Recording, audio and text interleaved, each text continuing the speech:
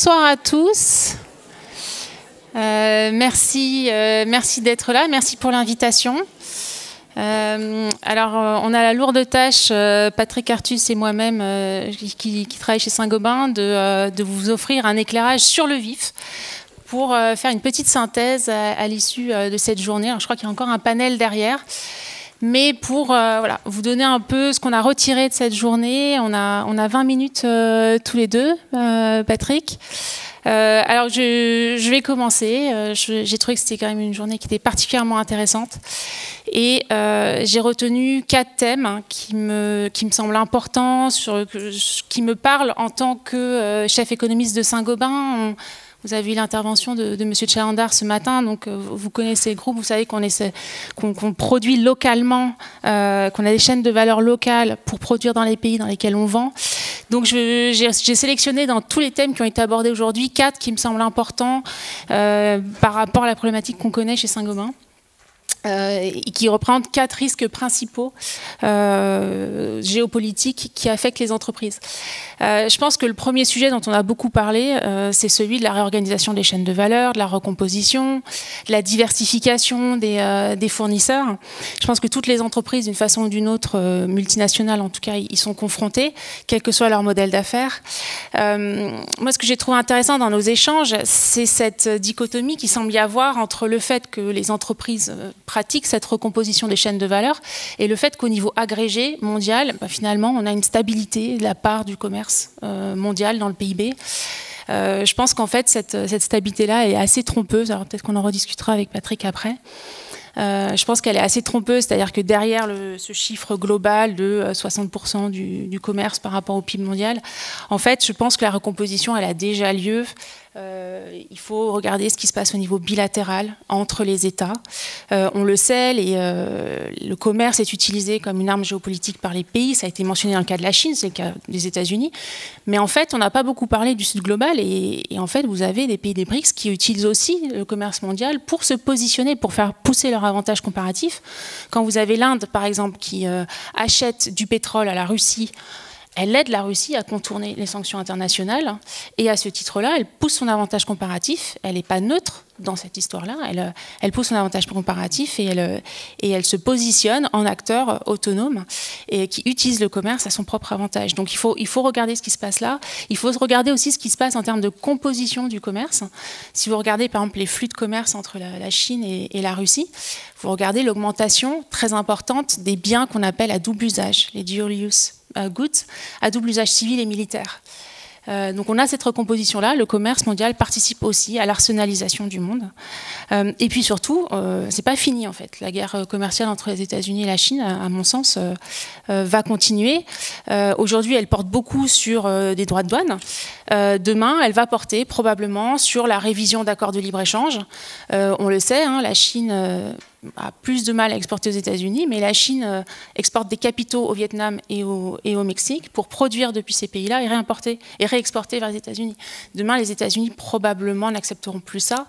On le sait, par exemple, le traité de commerce entre les États-Unis et le Mexique va être revu en 2026. Il y aura des règles d'origine qui s'appliqueront. Donc en fait, tout ça va continuer à bouger. Et donc je pense qu'il faut aller un peu au-delà de ce chiffre des 60%. Ça, c'était mon premier point que j'ai renoté. Le deuxième risque géopolitique qui concerne les multinationales, c'est cette réduction de l'univers investissable. Alors, ça n'a pas été mentionné sous cette forme-là aujourd'hui, mais c'est bien ça. Quand on dit les IDE occidentaux vers la Chine se tarissent, quand on dit la Russie n'est plus dans l'univers investissable des multinationales, on dit bien que finalement leur univers d'investissement se réduit. Alors ça n'a pas été présenté comme quelque chose de particulièrement négatif aujourd'hui, parce que c'est vrai qu'il y a des pays intéressants. On parle beaucoup de l'Inde, on parle du Mexique, on parle du Brésil. Oui, mais quand même, on a moins de diversification possible à un moment où on a plus de chocs et on a besoin de diversification. Et puis, encore une fois, ces pays jouent leur propre carte géopolitique. Donc, quel sera le positionnement de l'Arabie Saoudite demain? Est-ce que dans sa recherche de rééquilibrage de sa relation entre les États-Unis et la Chine, est-ce que l'Arabie Saoudite va pencher plus du côté chinois? Et est-ce qu'un jour, on aura des sanctions américaines contre l'Arabie Saoudite? Donc, c'est ces questions-là qu'on doit se poser. Le troisième point dont on a beaucoup parlé, y compris à notre dernière session, c'est le rôle croissant des États qui vont influencer de plus en plus les stratégies d'entreprise. Je ne reviens pas sur tout ce qui a été dit, mais j'ai trouvé un peu en sous-jacent, on parlait beaucoup de sécurité, mais avec des angles très différents. Bertrand Badi a parlé de l'État comme un agent de sécurité. Moi, je le vois aussi dans une acceptation qui est parfois moins favorable, qui est cette transition qu'on a dans nos économies vers une économie de la sécurité. Emmanuel Macron, il n'y a pas longtemps, a parlé d'économie de guerre. On n'y est pas. On n'est pas en train de mobiliser nos ressources économiques pour la guerre. Mais l'économie de la sécurité, c'est une économie dans laquelle on dépense des fonds publics, collectifs, pour du réarmement, pour valoriser des filières militaires. C'est aussi une économie dans laquelle on mobilise des ressources pour faire des doublons technologiques, pour relocaliser, avec Isabelle Méjean qui nous dit ça n'a pas vraiment de sens de relocaliser des usines de Doliprane en France. Oui, mais on va peut-être le faire. Enfin, on le fait en l'occurrence. Et ça, c'est de la perte d'efficacité économique. Et donc, la question qui se pose en termes d'économie de sécurité, c'est celle de l'arbitrage entre une prospérité, une productivité aussi, et une sécurité. Et je pense qu'on est dans des économies où on est aussi dans des constructions narratives et nos préférences collectives changent. Et peut-être qu'on sera moins dans la croissance et la prospérité et plus dans la sécurité plus tard. Et puis, le dernier point qui impacte beaucoup les entreprises à leur corps défendant, c'est cette association qui est revenue à plusieurs fois aujourd'hui dans la journée entre la crise politique locale et la crise géopolitique mondiale. Ça a été mentionné par Sylvie Matelli, ça a été mentionné par Alexandra de Hoof-Scheffer aussi, ça a été mentionné par Bertrand Badi. Ce sujet-là, je pense qu'il est important. En tout cas, je fais partie de ceux qui souscrivent à l'idée que oui, on ne peut pas trop dissocier la crise géopolitique dans laquelle on est et la crise politique qu'on a dans un certain nombre de pays développés. Au niveau international, l'enjeu de cette crise géopolitique, c'est une crise de légitimité de l'hégémonie américaine. Qui est notre hégémone américain, qu'il a été pendant des décennies, et puis aujourd'hui qui est challengé par la Chine, qui est challengé par d'autres pays.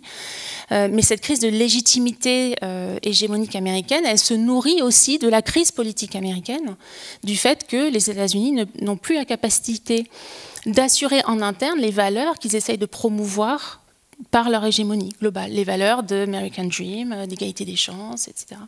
Donc la crise politique américaine nourrit aussi la crise de légitimité américaine au niveau mondial. Alors on peut dire que c'est un peu différent en Europe. On a moins d'augmentation des inégalités, mais on est quand même dans une perception aussi d'une perte de légitimité de nos gouvernants dans notre capacité à assurer l'égalité des chances, etc. Donc ce sujet-là, il est important pour les entreprises parce qu'en fait, elles n'aiment pas être confrontées au risque géopolitique, mais elles aiment encore moins être confrontées au risque politique qui ne va pas seulement affecter leur stratégie d'investissement, mais qui va affecter leurs parties prenantes au quotidien. Et vous pouvez vous souvenir peut-être dans un contexte américain, quand il y a eu le mouvement Black Lives Matter aux États-Unis, il y a des entreprises qui ont été contraintes de prendre position sous pression de leurs salariés. Donc en fait, elles ont aussi, dans ces polarisations politiques dont on a parlé aujourd'hui, on a aussi un impact pour les entreprises. Je m'arrête là. Je te laisse la parole. J'ai une approche un peu différente. Je crois qu'on a d'abord vu qu'il y avait beaucoup de risques et que le risque géopolitique, c'était un risque parmi d'autres. Il y a des risques sanitaires, il y a des risques climatiques, il y a des risques portant sur l'agriculture et il y a le risque géopolitique. Donc il ne faut pas raisonner que sur le risque géopolitique et ce qu'on va voir sera autant l'enfant des autres risques que du risque géopolitique. Il y a eu pas mal d'interventions qui n'avaient pas la même conclusion, qui disaient finalement les États ont des objectifs extrêmement différents de ceux de la société civile. Augustin de Romanet, par exemple, avait une vision très optimiste, disant que c'était la vue de la société civile qui l'emportait à long terme. Et ce qu'on voit aujourd'hui, c'est clairement que la vue des États l'emporte à court terme. Les États sont agressifs, prônent le rapport de force, alors que ce soit la Russie, mais les États-Unis par les règles financières qu'ils imposent au reste du monde. Et donc il y a cette vraie question de qui aura raison, qui aura le dessus à la fin, les États ou les gouvernements ou les États ou les sociétés civiles. On risque d'avoir une longue période où les États prennent le dessus sur les sociétés civiles, feront des choix qui ne seront pas seuls des citoyens. Je pense que les citoyens russes aspirent à la paix, à la tranquillité, au bien-être, à la société de consommation, et pendant longtemps, probablement, le gouvernement russe aura une autre vue. Donc ce décalage entre préférence des États et préférence des sociétés civiles est extrêmement important. Alors, on a beaucoup parlé de ce que tu évoquais, c'est-à-dire le paradoxe que nous avons une géopolitique éclatée. Nous avons des États qui ont des régimes politiques, des vues économiques, qui sont plus ou moins démocratiques, et que pour l'instant, ça n'a pas beaucoup visiblement d'effet sur l'économie. Et donc, tu disais que ça ne durerait pas. En tout cas, il faut aller au-delà. Oui, mais c'est assez paradoxal. On peut dire qu'aujourd'hui, quand on regarde les chiffres du commerce, alors il y a la seule exception des investissements étrangers en Chine, mais comme tu l'as dit, ces investissements étrangers sont faits dans d'autres pays où ce sont des entreprises, des filiales d'entreprises chinoises qui opèrent. Donc on n'a pas aujourd'hui de conséquences de cet éclatement géopolitique sur l'économie, sur le commerce, sur les échanges internationaux. Et je partage ton pessimisme, mais je pense que c'est parce qu'il y aura des représailles. C'est-à-dire qu'on va rentrer dans un monde où la domination du politique fera que les politiques utiliseront des politiques de plus en plus protectionnistes, de plus en plus hostiles aux investissements étrangers, de plus en plus hostiles au transfert de technologie, et qu'il y aura des représailles de pays à pays. Et on sait d'ailleurs par l'expérience des années 30 ou par la théorie économique que le protectionnisme a surtout un effet négatif sur la croissance, sur l'emploi, si on rentre dans une logique de représailles, pas directement. Alors, il y a la question aussi des entreprises et de la souveraineté. Et c'est la table ronde qu'on vient d'avoir, c'est assez intéressant. Peut-être a-t-on vu, avec l'accord sur la fiscalité des multinationales, le dernier exemple de ce que peut produire une société, enfin un monde où il y a de la coopération. Et si on rentre dans un monde vraiment éclaté, ce type d'accord devient extrêmement improbable dans le futur. Et puis c'est intéressant de voir que ça arrive à un moment où on a une concurrence des politiques industrielles. C'est-à-dire qu'on commence à avoir de la coopération fiscale au moment où on n'a jamais eu autant de concurrence en matière de subventions et de soutien divers et variés à l'économie. Notamment, et peut-être le dernier témoin de la coopération internationale. Voilà. Et qu'est-ce que j'avais tiré comme...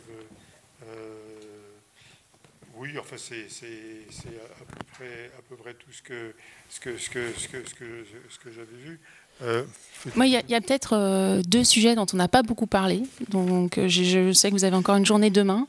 Le premier, c'est l'impact de tous ces chocs dont on a parlé sur l'inflation. Alors, Isabelle Méjean a parlé très rapidement du fait que la recomposition des chaînes de valeur ne serait pas inflationniste. Alors, je trouve que c'est une bonne nouvelle.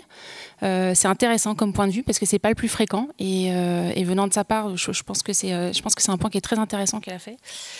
Ça ne change rien au fait qu'on a des risques de volatilité d'inflation, de mon point de vue, liés au choc climatique, notamment au choc de chaîne de valeur, etc. Donc ça peut continuer à arriver. On n'en a pas beaucoup parlé, donc peut-être sujet à suivre. Et l'autre sujet, c'est l'impact de la transition énergétique sur la géopolitique. On n'a pas beaucoup parlé de climat aujourd'hui, sauf à la dernière session, pour dire oui, c'est probablement le climat, c'est probablement le prochain secteur dans lequel il faudra avoir de la coopération internationale, mais c'est aussi la transition climatique, elle est aussi, en tout cas la transition énergétique est au cœur des problématiques géopolitiques actuelles. Donc je pense que vous en parlerez demain. Mais,